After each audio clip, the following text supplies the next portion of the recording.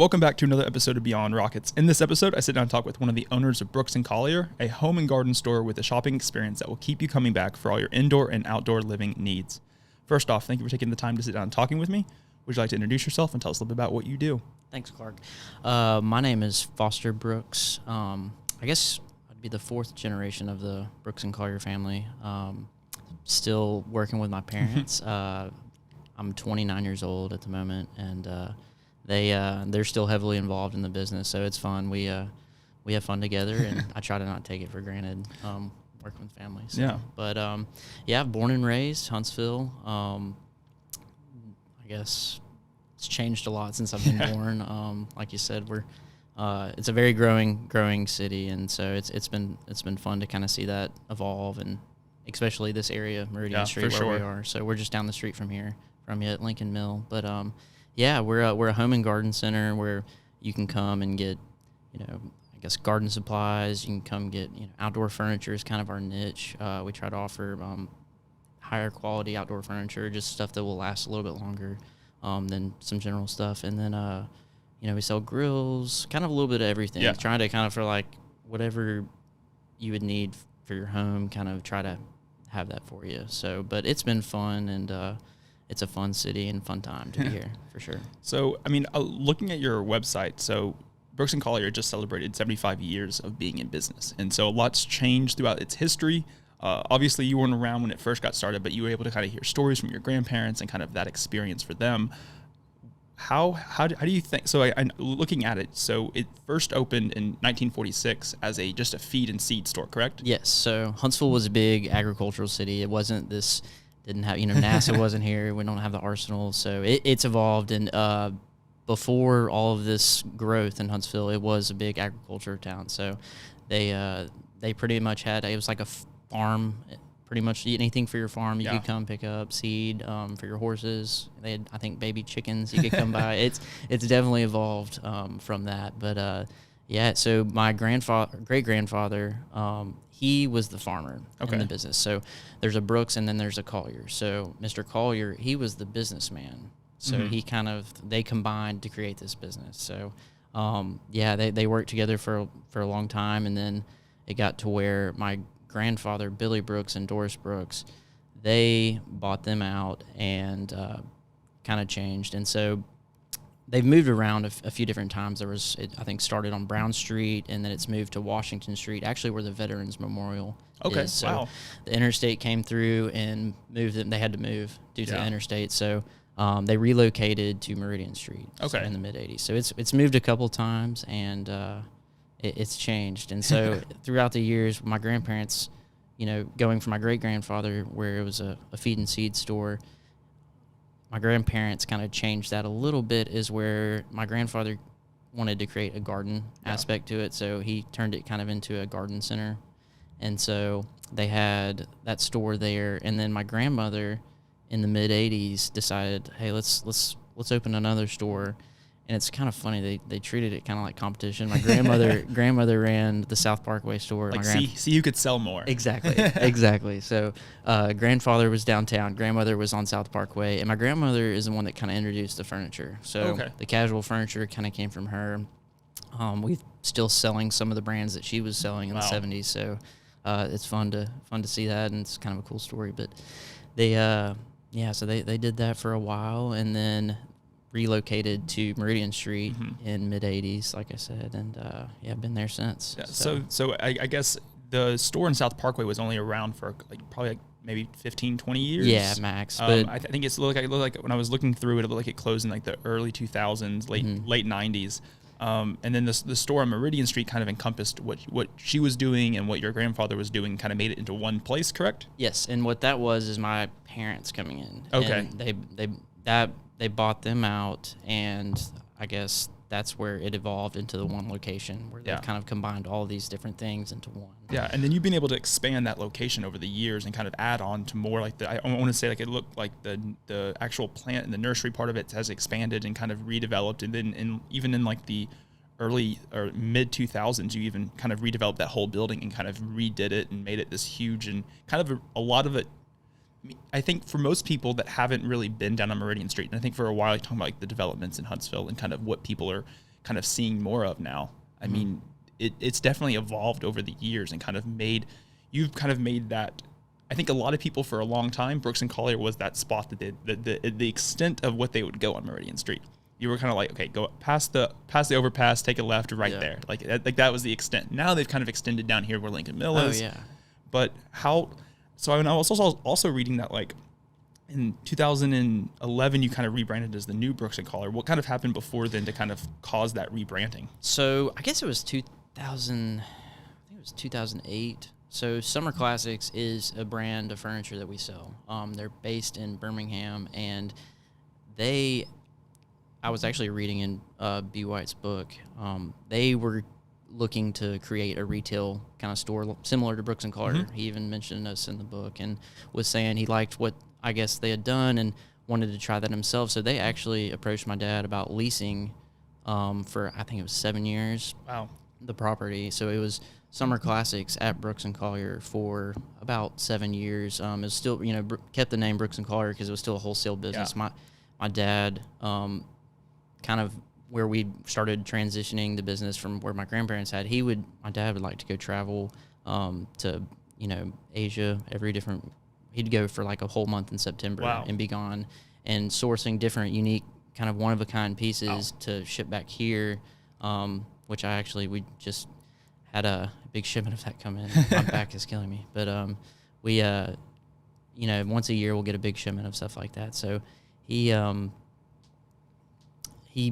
pretty much, I guess, brought that aspect into it. But before, in the area, I guess, outside, just going back, I'm kind of all over the place right now, but going back to like the expansion and the change and the rebranding, out in our main aggregate area, it's a big patio area. It used to be a lot of just plants. Okay. Like it was consistently plants. Well, it's changed to outdoor furniture kind of as that Summer Classics came through.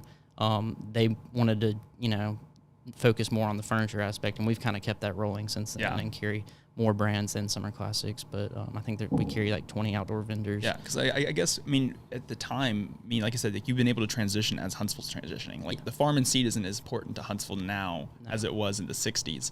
And now, I guess you said, I was looking, there's the amount of people that are putting the time and the money into making their outdoor living space at their houses this grand and elaborate things. Plants is a huge thing. And as more and more businesses are coming to Huntsville and trying to rebrand and kind of make their space unique, you've kind of made your name being in town for so long that kind of when they think of, hey, I need to get this furniture, I need to get this plant, like Brooks and Collier kind of probably comes to people's minds pretty quickly because, like I said, the legacy it has in Huntsville. Was it always we were talking a little bit off air. You've grown up in this business, and you were working in it as a teenager, like all throughout your life you've been in there. Was it ever a tough thing to separate the work and the business? Because did you ever feel like when you went home it was still business and it wasn't family? Or how was that separation for you growing up? Yeah, growing up, it was like, honestly, like I was, being a teenager, I didn't think too much of it. I was just having fun and wanting to go work just to work and make, a little money to go hang out with my friends and go to the movies later kind of thing. But so I went to Auburn, graduated Auburn, went and worked with some buddies, a logistics firm for a couple years, just knowing I always was going to come back and work at the store, but wanted to go get experience outside of that. And so did that, and I came back, and I actually lived with my parents for, I guess, probably about almost a year. It was like 9 months, I think, before I ended up moving out and getting my own place. But so I was going to work every day with my parents, and I was coming home with my parents. So that part, it sometimes would get hard to separate. Especially because at that point you're older, and you know more about what's happening in the business than you did when you were a teenager. Exactly, and I was taking it a lot more serious than I probably was back then. I think back in the day, even to a kid, I'd just go down there and hang out. Like we sell like mulch by the scoop, and I'd be playing in the mulch pile. Like, just hanging out. And like it was just like almost like a second home to you. It really was. It wasn't. I think at the time you probably couldn't separate you understand you were there for work, but it was also like it's kind of a fun work. It's not like a serious work. And then you come back from graduating and for that 9 months when you're still living at home, it's you're also seeing the payroll. You're also seeing this aspect and this aspect. And when things aren't working out, it's not you come home and you're going to your house and you're like, okay, I don't have to talk about it with my parents anymore. It's no, it's like, no, you're there and your parents are there and you're having to talk about this all the time. And I feel like that is just that. I think having separation is a great thing. Yeah. And I feel like now the separation is probably a pretty good thing for you in the business for sure. Definitely.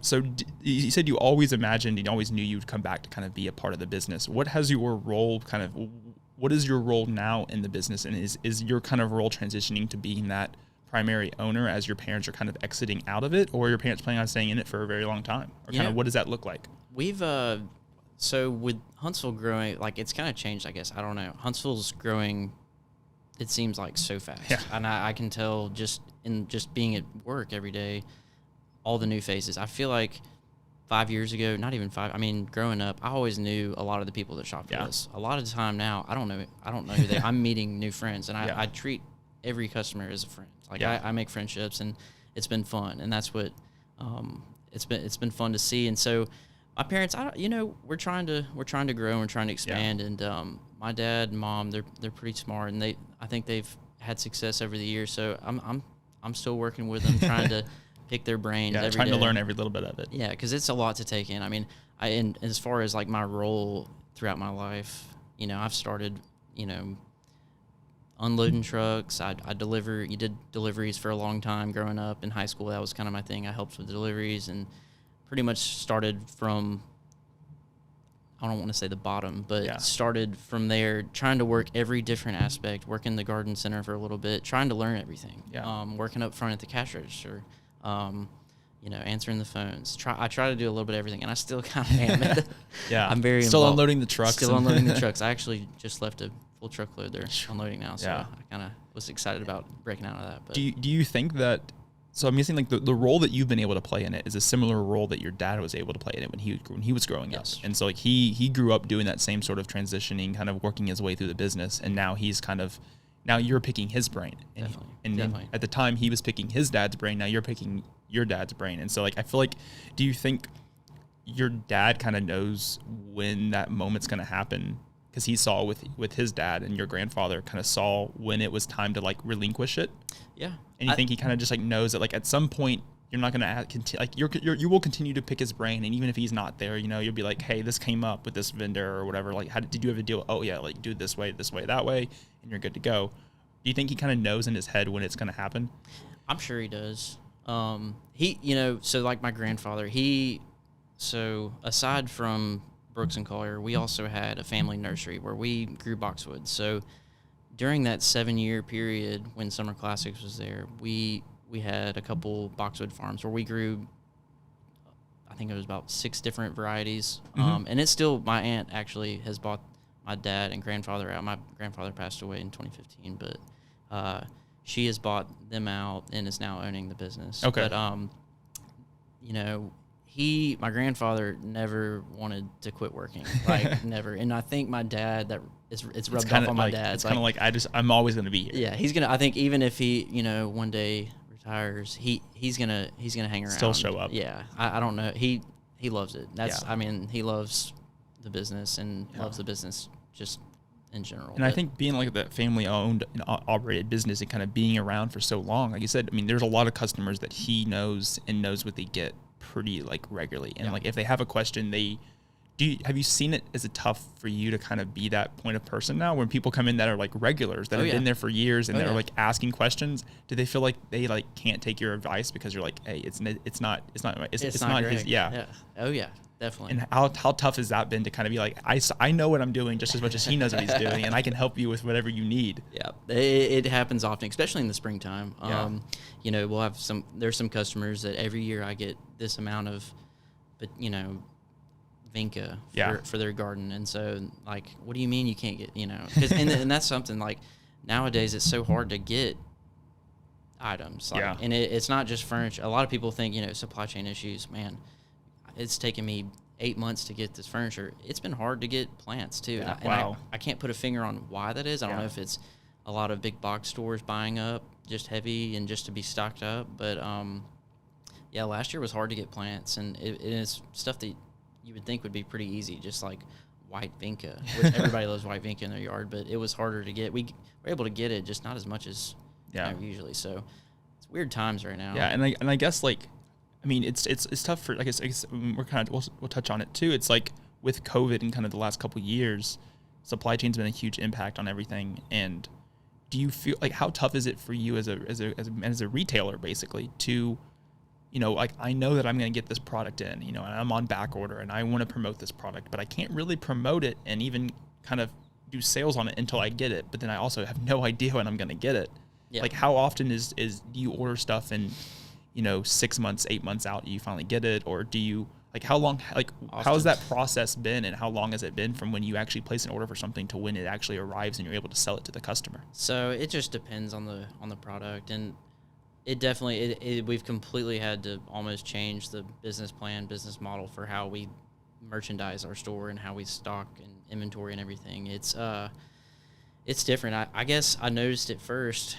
It was pretty much 3 months after, I guess, you know, COVID kind of hit the United States. I feel like we were spoiled on it. You know, we're in this society where, you know, Amazon's 2-day shipping. It's quick. And so it's quick. And, you know, when Amazon doesn't ship in 2 days, that something's maybe fishy. So it kind of trickled. So, for instance, I'll use an outdoor furniture. That's something that we've seen a big lead time problem with. And so before COVID, you could come and you could customize your outdoor furniture, whatever you'd like, and have it generally within a month. And that was for any of the 20 vendors we carried. Wow.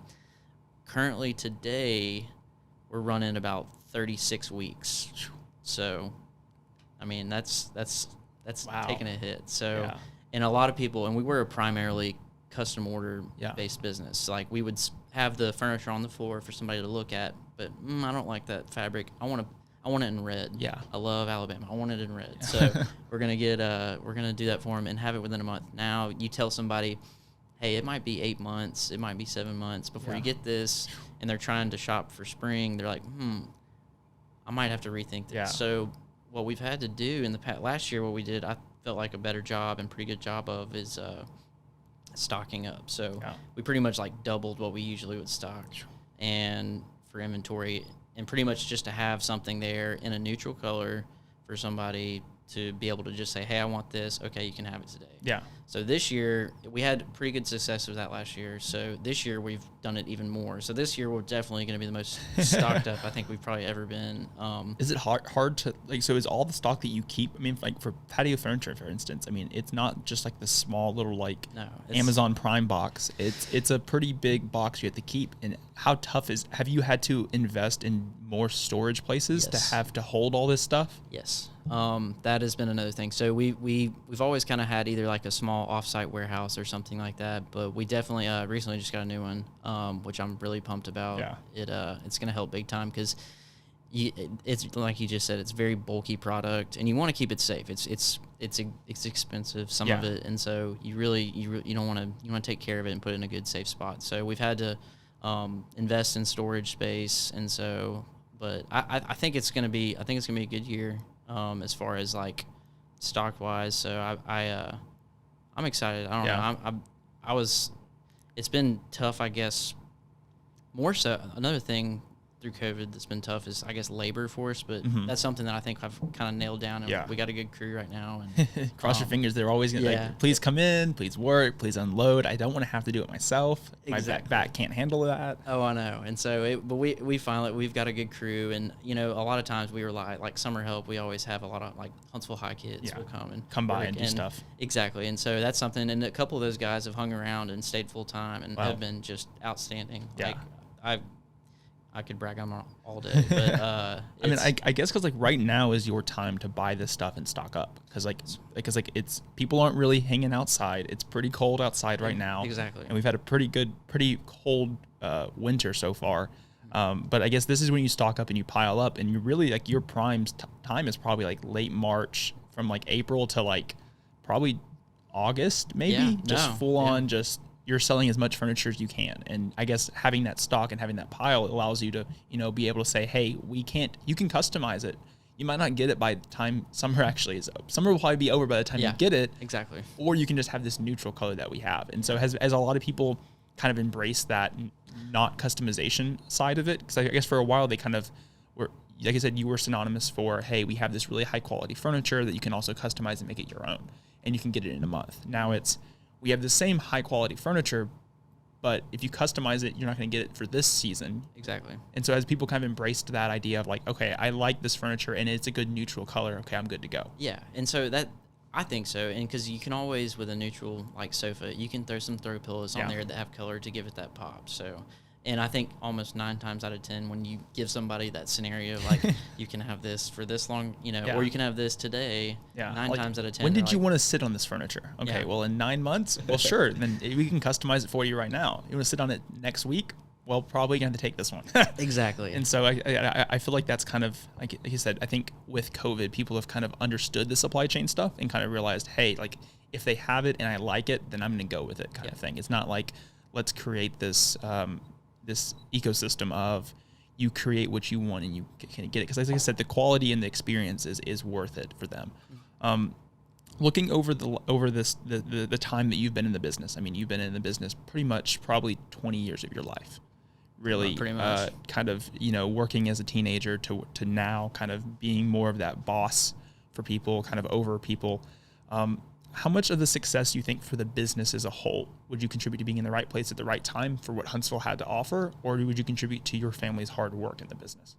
I think it's a little combo. Definitely right place. I mean, this city, it's great. Huntsville has been great to us. North Alabama has been great to us. North Alabama in general is booming. You got, you know, Athens, Decatur, Guntersville, everywhere it seems to be growing.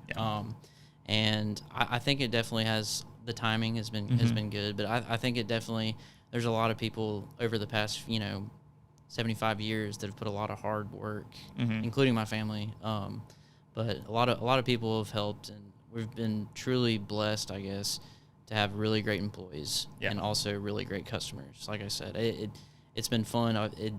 Meeting all the new people in the past couple of years has been great too, and I'm enjoying to kind of see where it's going from here, because it seems to be a fun ride so far. Do you think, so with everything like I said, North Alabama really booming with all the cities around Huntsville, not just Huntsville itself, do you have a lot of customers that come in that are from Decatur and Athens and Guntersville? And like, would you say that's half the business, or would you say that's only like a quarter of the people that come in to shop for y'all? It's gotten to where it's almost half the business. And it makes me almost question, like, do I need to go maybe open another location? Yeah. And so that's another reason, like, I'm always picking Dad's brain. We're trying to figure out what can we do to grow, because that's our goal. We want to grow. We want to provide a good service, but we want to grow at the same time. And so, yes, it's been interesting. I've kind of, we keep track of it pretty good bit, but it's a close percentage to that. I'll tell you, Madison has been one of the biggest. I think just the growth out there and the amount of people that are moving to there, that's been a big chunk of the business is Madison. And so, but no, Florence is another town that it seems like I am having people come in saying, "Oh, I'm from Killen," or "I'm from Florence." And you're like, "Oh, that's gonna be a lot of driving to get something." And like, I guess for most of your products that are a bit bigger, do most people choose to have you deliver it for them, or do they? Or like, I guess that's probably like 75% of it. I guess like probably a quarter of it is people that are like, I can take it myself. Yeah. So we love when, you know, people want to take it. Some people will just pull in the parking lot and they have a trailer and said, "I'm here to buy something." And we're like, okay, perfect. Sounds great. We're here to sell it to you. Yeah, exactly. So, you know, we do offer delivery. We'll I think we've pretty much delivered from here to Tuscaloosa is about as far as we'll go. We get it. Smith Lake is a big part, So that lake's growing really a lot too. So we've seen a lot of deliveries there, and so delivery is a big part of our business. It's tough because that's been kind of the area that sometimes we, I guess, struggled just having labor for, but now it's been great. And we have a good crew now, so I'm excited. And we got a few trucks, so hopefully we can get those rolling here soon. So it's I think one thing that is such a crazy thing to me is, like, if you look at small businesses and like their ability to be around for a long period of time, a lot of businesses don't make it to 75 years.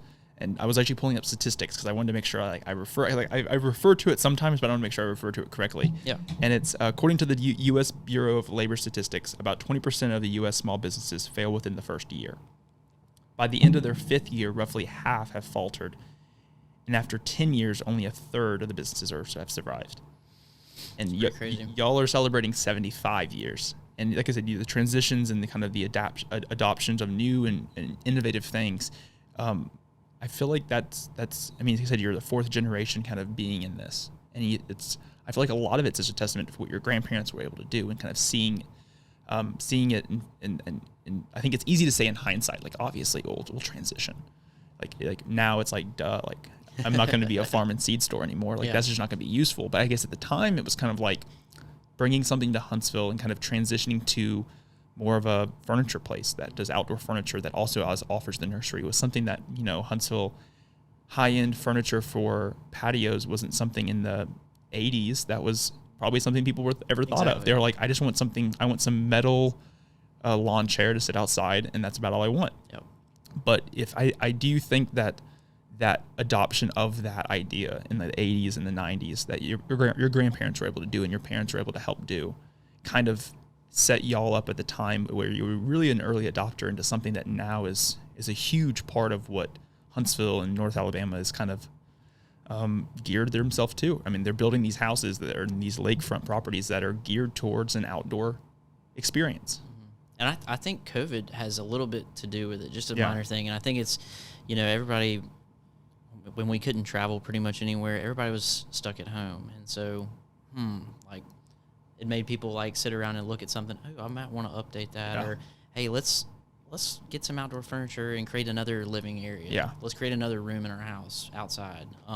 Create our own paradise that we can go travel to. So,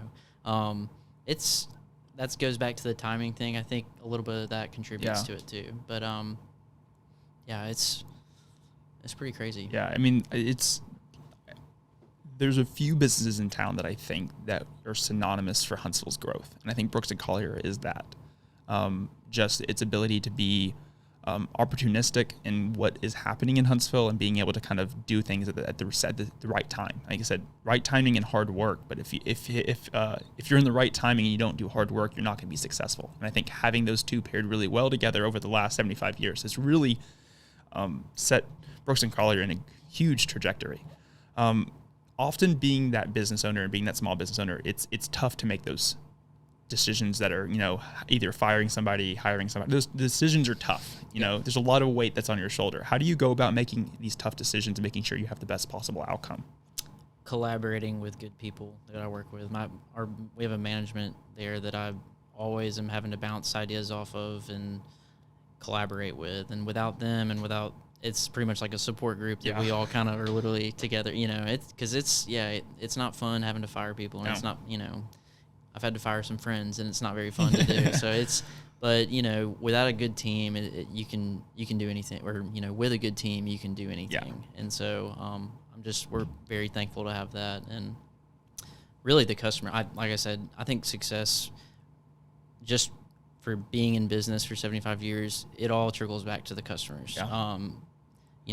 We treat them like friends because they are our friends. Yeah. They're and it's a whole other support staff basically for you. Like they're supporting you just as much as your management's helping support you, and you have to make these tough decisions. You would not have been here without a community of people that are invested in seeing you succeed. Yeah. So, but very thankful for that for sure. So you mentioned that you wear a lot of different hats, and that you've kind of your role in the business has changed over the years, but also that you do a lot of different things. Mm-hmm. What does a typical day in the life look like for you in the business? Well, so for instance, I showed up to work this morning just to open up, and there was a truck, 85 pieces of furniture waiting for us to offload. Perfect. Most of the time I'd be out there with the guys, offloading, getting everything set in the right spot. But I had to come here, so it was kind of So you're like, yes. Yeah. So take as long as you want, Clark. Like, I just don't want to have to go back to unload it. Exactly. So usually, that happens often. I'll get there and there's a truck ready to unload. So pretty much getting the whole team kind of set with our goals for the day. Every day we try to have some goals of what we want to get accomplished. Try to get 1% better every day. Yeah. But no, so we, I'll like our warehouse team, I'll go meet with them and pretty much hash out all the deliveries for the day. Like this is where it is, this is what it is, this is when it needs to be there. And then also have to, I sell, so I'll sell, we sell grills, so I'm kind of more the grill guy, I guess you could say. So we're a platinum Traeger and Big Green Egg dealer, so we have to carry pretty much everything that they offer. Wow. But which are also huge stock. I mean, yes. the stock that you have to hold is bulky. Yeah. And so like I see having, I mean, like being in retail itself is a tough business, but being in retail when your retail products are big and bulky is even a tougher business. Especially when they're heavy. Yeah. It's like, please don't. Like, I really want to sell this to you, but also I don't want to have to load it for you. And so it's kind of like the double-edged sword. Like maybe someone else will come up and I'll get to talking and then I'll get to like delegate it for someone else. Like kind of the boss, but also if I don't lift this, I might not be the boss any longer. So it's like you kind of have to balance that out. Definitely. You gotta get out there and get dirty though. Yeah. But it's I'll sell grills and then I check people out up front. I answer the phones. I help in the greenhouse. It's a little, like I said, I'm kind of like ADD. I'm literally everywhere, all over the place. And so is my dad. I probably get that from him, but just kind of helping out everywhere that needs help. Yeah. And every day is different. That's the one thing I love about the business is literally every day is different. I'm not sitting there and having to crunch the same numbers or do what, I'm usually solving a problem every day in some sort, but that kind of makes it fun at the same time. And I feel like a business that's structured like that, like you said, it's always ever changing, but you know that it kind of fits within the brand of Brooks & Collier. Like you know what the brand is and you know what the brand that you've been able to create. And so every little role that you have is kind of just for the bigger picture. So you're always looking at these little smaller things that kind of make the bigger picture of Brooks & Collier successful. Looking at your growth over the last 75 years and kind of your role in it for the last 20 plus years, it's the trajectory, like I said, of where you're going in the business. I love being a part of these small businesses in town that have been around for this long and also had such big success. But how can other people in the community be able to support you in what you're doing at Brooks & Collier and connect with you and maybe even buy a grill from, or patio furniture? Just come by, check us out. A lot of people that we will like advertise, I guess, on the TV and stuff. And, I've had a bunch of friends say, "Oh yeah, I saw y'all's commercial." I'm like, come check it out. Cause sometimes the commercial, they'll do a good job of kind of displaying our property a little bit. Mm-hmm. But I think sometimes people don't realize we're on 3 acres of property. Wow. And so there's a lot of merchandise to look at. And, I don't know. I think one of my favorite things, this is kind of just talking about people coming in, but we'll have some people that literally will come in and just say, "Hey, this is my happy place. I just want to walk around for a little bit." And so that, I think, makes us all really happy when we hear that. And so I just encourage you, if you haven't come in, just to come check us out. Yeah. We're at 813 Meridian Street, so just down the street from Lincoln Mill, Yep. which, man, I can't get over this place. I was just walking around before I walked in here, and I was just oohing and ahhing at all the new things. It's this area, like I said, if you're listening and haven't been down on Meridian Street in a while, I would highly suggest it. I mean, Brooks & Collier is a great place to be right there on the, like I said, it's right past the overpass. If you're coming from Pratt, go right underneath the interstate, and it's on the left. You can't miss it. And just keep on coming down. I think this area is one of those places that people kind of have forgotten about sometimes. And like if you're a supporter and you've been in Brooks & Collier and you've been able to support them over the years, like you've been there. But I think if you just continue to go, I mean, this area Huntsville is a booming place, and this area is booming. And I think where you're at now in that location will do you so well in the future. And I think it's just going to continue to grow. There's people that come. I'll be down at the coffee shop at Le Trois, and I'll get a coffee, and I'll sit down there with them. And I've had all of them on, and I sit down with them, and I always ask them the questions like, how often do people come in here that have never been here before? And they're like, all the time. Yeah. And they're like, it's like it takes one new thing to come down here for new people to come down here. And like what they're doing in this area, I mean, I feel like in the next 5 years, you're just going to see an influx of just new faces and new people. And I continue to look forward to the success that Brooks & Collier will have for years to come. I think, like you said, the trajectory y'all are on and the growth you're having and just the success you've had over the last 75 years is incredible. And I continue to look forward to success for another 75 years. Yeah, we got the 5th generation. He was born three months ago. Wow. So yeah. Hey, he'll have to start working in the shop soon. Yeah, we'll have to put him to work once he started walking. Well, thank you again for being on. I love learning more about your story and the story of Brooks & Collier. And like I said, I continue to look forward to the success it will have for years to come. Clark, thanks for having me. Really appreciate it.